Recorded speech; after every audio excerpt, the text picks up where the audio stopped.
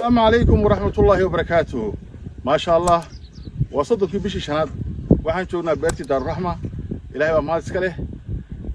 halkan waxaan uga baaqayaa macmiishaydii oo itooday ayaantan anagu waxaan xoolo dhaqato beeraley waa dareemaysaa xilliga maartay xooluhu waxay u baahan yihiin jaanis in la raro in la waxeeyo loo baahan yahay waxaan ku baqnaa xaqii geela ilaahay waa nabad keenay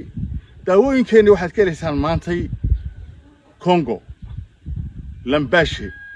Nairobi Bosaso Galkayo Garowe iyo Muqdisho waxaa kale oo ka helaysaan wajaale waxaan sameeyay qimadis ana ugu talagalay ciidul adha yaan qimadis sameeyay waxaan ugu baaqayaa dhalinyarada Soomaaliyeed meel kasta ha joogo afkayga fahmaysa waxa wanaga mamnuuc dhalinyaro siigada iyo tahriibtu inaga joojiyo YouTube-kayga bawda Dr. Jaamac Ilaalo ku soo dhawaada qimadis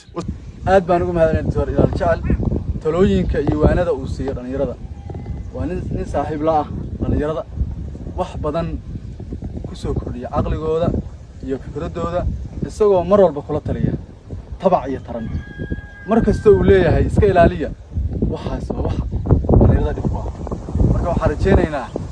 aniga iyo dhalinyarada waa inaan ka faa'iideysano talada waayeelka ruucadaaga Dr. Jaamac Ilaal Jacel geedkan waa geedka naga hal isaga dhigay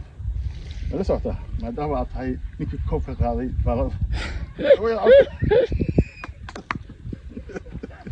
Tiga soo ninkii koobka qaaday